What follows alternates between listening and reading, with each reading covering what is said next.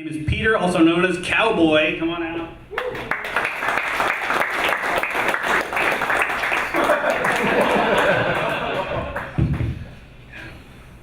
I'm a cowboy on a real horse I ride. I am wanted, dead, not alive. Actually, I just feel like wearing this hat because, the sun wasn't as bright as it was 10 years ago. It's just these few days it's getting way too brutal, and being squinty doesn't help anymore. Tom before was talking about marijuana. For me, I'm actually a late bloomer in smoking weed. I didn't smoke until my freshman year in college because I was a sheltered kid. I grew up believing in the bullshit propaganda that all the teachers been telling me. I found out that the food tastes better, music sounds better, and the screensavers just look so much better. No wonder it's illegal. Actually, I never purchased marijuana. I just make a lot of friends that are always in constant pain, so I can just get it kind of high. One thing about being Asian and also observing other Asians around me is that I tend to notice that they tend to get extremely angry and offended when you mistaken them for a different nationality. And especially this is true, mistaking a Chinese for a Korean, God help you.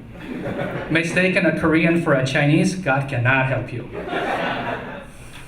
My ex dumped my sorry ass when she found out I wasn't Korean. See, we can't tell the difference either.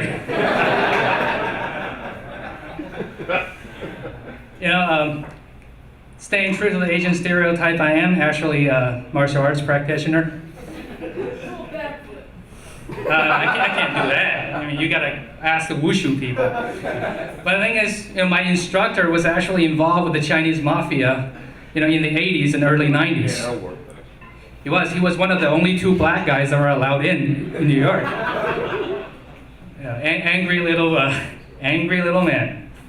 Don't mess with him. He's been knocking niggas out before I was born. Oh, shit.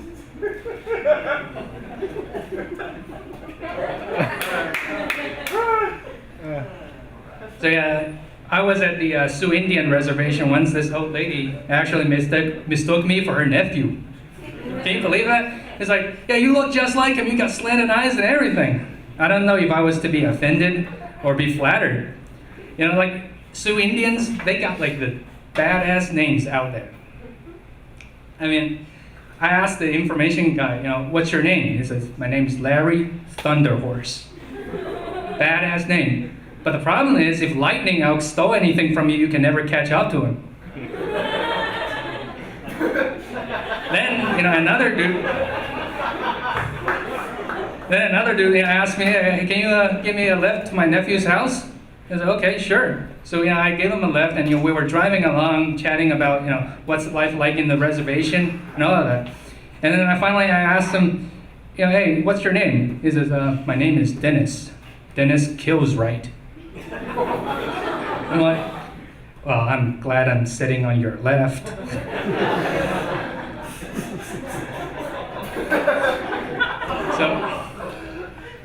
So I just recently returned to civilization from camping with Eustace Conway in the Mountain Man on the History Channel in North Carolina.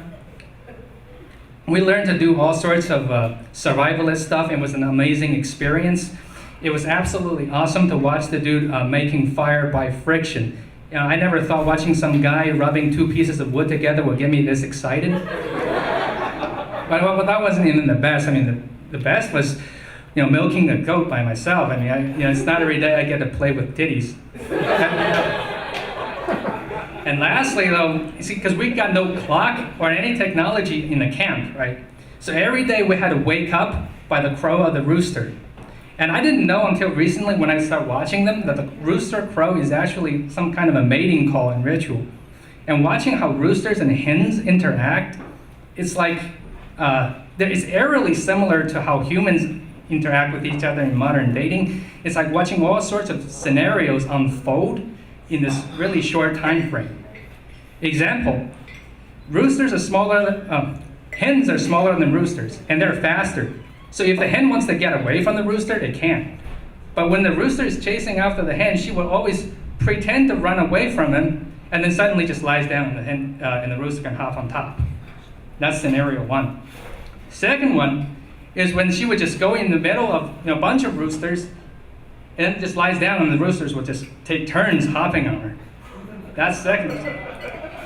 My personal favorite is when one rooster chasing after the hen, and then she would run towards another rooster, and the second rooster would chase after the same hen.